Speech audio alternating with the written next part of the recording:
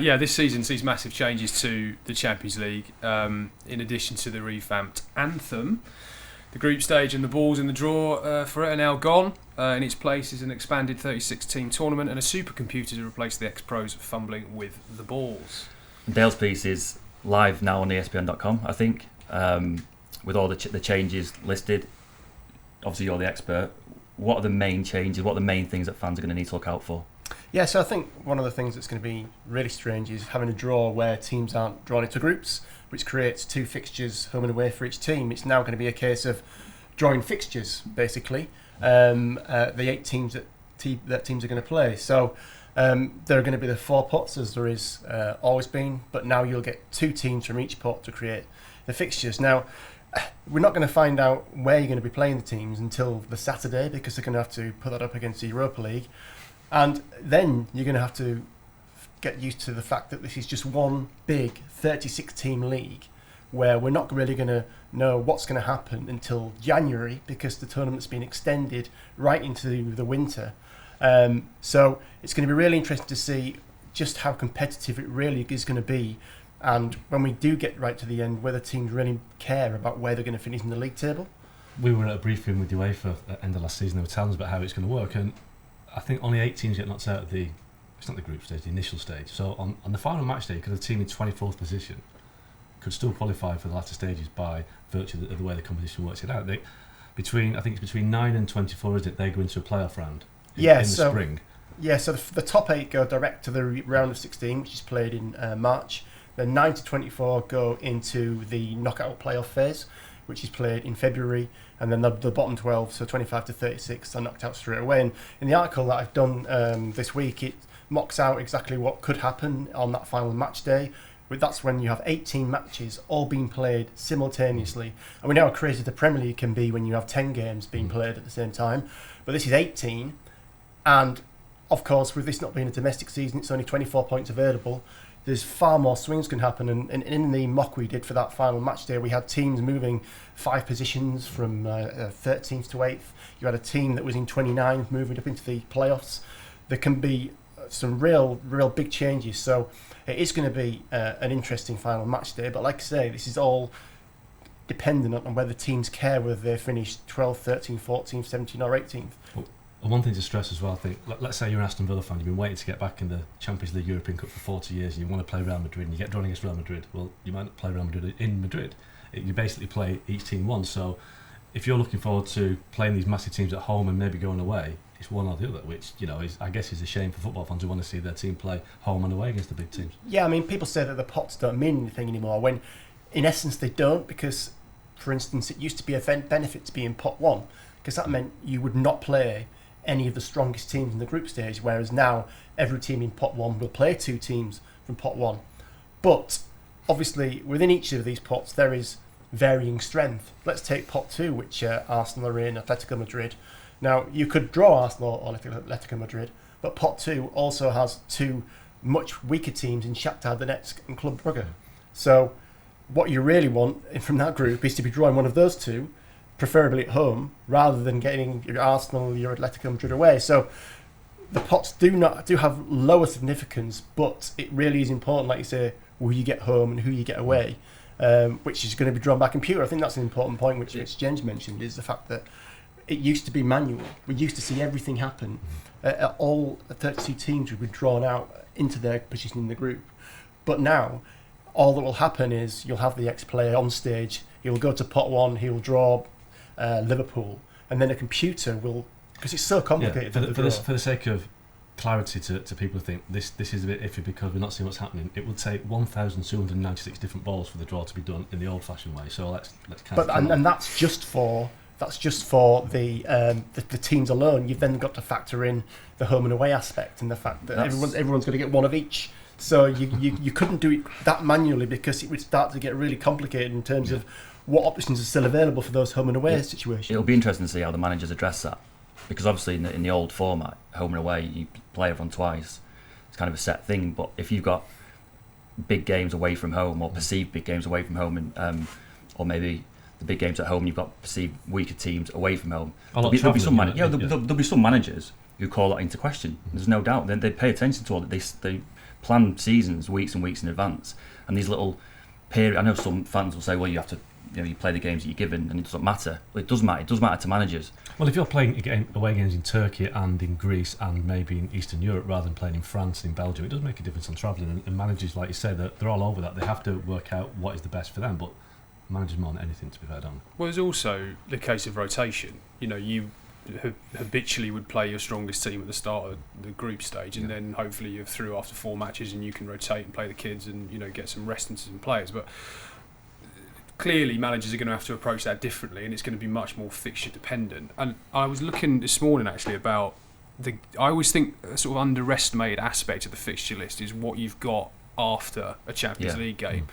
And Arsenal have actually got a really tough group before the group's even been drawn, because the first Champions League game they play, they go to Spurs the weekend before, and then they go to Man City the weekend after. I mean, that is a baptism of fire for them in the Champions League this season. They're obviously praying for an easy game at home or a lesser ranked team at home. They've got Liverpool at home after the third Champions League game, and then the fourth Champions League game they're away to Newcastle and then away to Chelsea either side of that. So that's another massive week, all again before Christmas. Match day 5, they're away at West Ham, then they've got Man United at home, and then the final group stage game, they play that, and then they've got Man City at home the following weekend. So you're already looking, if you're Mikel Arteta, you're looking at that, you're thinking we're in the lap of the gods here more than ever for this draw, given all the permutations, given the fact that we don't play everyone home and away, and given the fact that it's a league structure that no one quite knows where the tipping point is going to be for qualification. There are more unknowns about this than we've probably ever known in the Champions League. That's what the managers will dislike, the unknown element of it. If you go through a system for 21 years since with any significant changes to the draw, you kind of know what you're going to get. Managers hate, we all know the managers that we cover week in, week out, the one thing they want is control. And there's a massive unknown. It's like you said there, like the old saying was that if you get 9 points from your first 3 games in the Champions League group, you're there or thereabouts, aren't you? You're through. I'm not really sure that people are going to really know what kind of point threshold you're going to need. And to me, it looks around 16 points, but you just don't know, do you? That is the whole point of this. Rather than have the Champions League group stage dead after 3 or 4 group games, the idea is that it kind of spins out right to the end. I mean, there will be teams that win every game, but the Champions League group stage, as much as we all love it, it had become a bit predictable. There's certain groups you just knew that were over by the halfway stage. Well, last year there was 6 clubs. After 4 match days, there were 6 clubs who were qualified. Yeah, last year. So that's why it's not why we know why they've changed it. It's more for more money and more more kind of glamour for the big clubs. But one thing we have to stress as well, that each competition, we've got the Conference League, the Europa League and the Champions League, will have their own separate week, won't they, where they can kind of showcase themselves. Yeah, so they've done this to, like you say, well, the backstory to this is they originally planned for the Champions League to be 10 games long. So this is why there was 10 weeks to it. And then, of course, there was the European Super League, and the backlash to that meant this was rediscussed, and they decided to make it 8 games, which left 2 spare midweeks. So then they decided to use the spare midweeks by giving 1 week each. So the first week in mid-September is Champions League only, then the week after is Europa League only, and then at the end of December the Conference League finishes as a standalone on the 19th of December. So they'll say that it's because they want to promote all these 3 competitions, when in essence it's because they originally planned it to be 10 games. One thing as well that fans will be interested in is that we've said about how predictable these groups can be. Well, each big club will now get a big club in the group stage, won't they? So Man City could play Bayern Munich, or Real Madrid could play Liverpool. It's been set up so that there are no boring groups, I guess. Yeah, I think that's an interesting point, because people say, it means more meaningless games, when in essence, for the biggest teams, for your Liverpools, for your Real Madrids, your pot 1 teams, their extra games are effectively 2 games against teams in their own pot. So this is why the way UEFA's trying to create this sort of like marquee run of games where every single match day will have a Real Madrid versus PSG, a Liverpool versus Atletico Madrid. So there will be something every single week for UEFA to have a big fanfare about. I think another interesting thing about the scheduling, the fact it goes into January, and we're going to have to see exactly what happens here, but you could get some of these clubs who are in the middle ranking who have their players sold before the last 2 match days of play.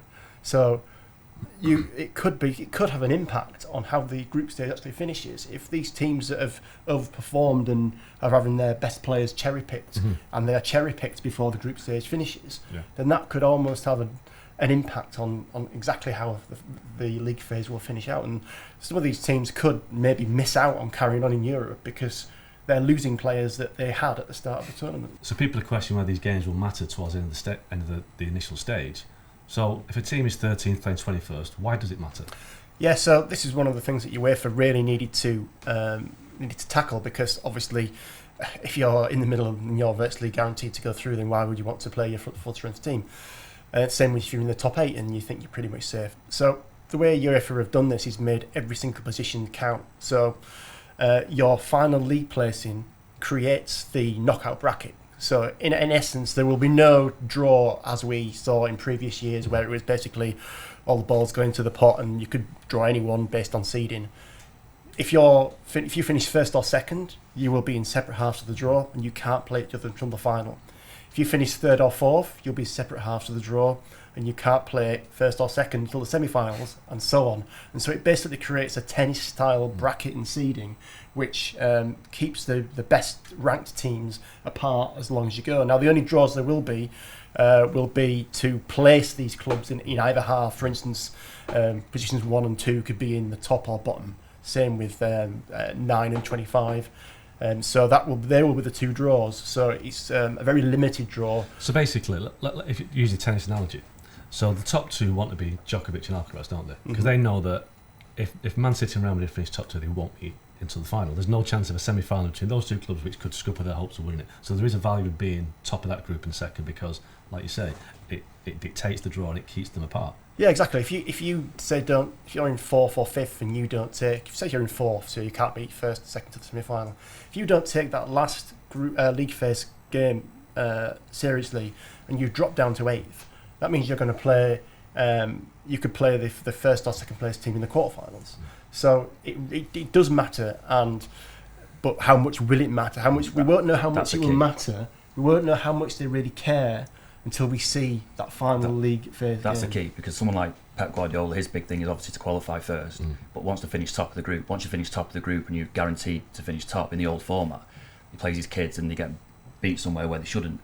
It'd be interesting to see if City, for example, they were 3rd in that in the big league, going to the final match day. They were guaranteed qualifying from the top 8, but they could finish top. Whether that would be enough of an incentive to say, we're not going to see Real Madrid now until the final. Whether he would think, I need to play a strong team in this final game, even though we're qualified, to make sure we finish in the top 2, so I don't meet Real Madrid. Or whether he just reverts back to what he's done in the past, and we've already qualified, we're going to play the kids, and if we lose, we lose, kind of thing. So in the mock I did on the website, going into the final match day, the only teams that had essentially nothing to play for in terms of qualification were the top 2, which is Real Madrid and Manchester City, and the bottom 3, who were eliminated and couldn't make the playoffs. Everybody else could move within positions. There were 17 teams going for the other places in the top 8. There were 17 teams going for the last places in the knockout playoffs, and there wasn't one team that was guaranteed locked in the knockout playoffs. They could go all the way up into the top 8 or drop out of the top 16. So top 16. So that does show that there will be lots of movement. There are unlikely to be many teams that can really rest on their laurels. And like I said, with 18 games at the same time, it's going to be quite something to watch. The bracket element has worked, hasn't it, in tournaments? You get, whether it's managers or fans, if you know where your route to the final, it becomes a thing, doesn't it? It's like Southgate resting players against Belgium and not finishing top, or whether finishing second in that group creates a better path to, a perceived better path to the final, where that brings an element of jeopardy to it that we haven't seen before. If there's just a normal draw going forward in the knockouts, and it's irrelevant, isn't it? But it's not now. Dale, given that you understand this better than the rest of us combined, and probably everyone watching this, do you like this? Do you think this is a good idea, or is this a bit like when you get a board game on Christmas Day that's really complicated and no one understands the rules and they just throw the pieces in the fire? Or should we actually? Is that a little insight to your Christmas? Yeah. Don't come around mine.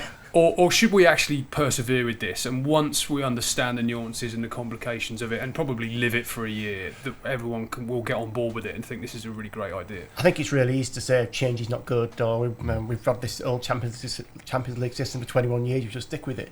As Mark said, it does get quite stale towards the end of the group stage, and quite often the group stage had only 2 or 3 groups that had anything riding on it. So we're going to have to see really just what it's like. It's going to be really strange. The fact that people don't have the reverse fixtures home and away, and there really could be some teams that get better fixture lists than others.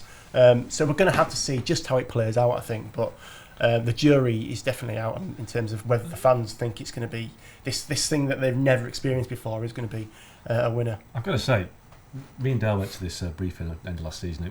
I went in very sceptical, thinking, I'm not sure about this. It's so complicated. It is almost like you were sceptical going in. Yeah, I know it's hard to believe, but I was I left kind of open-minded.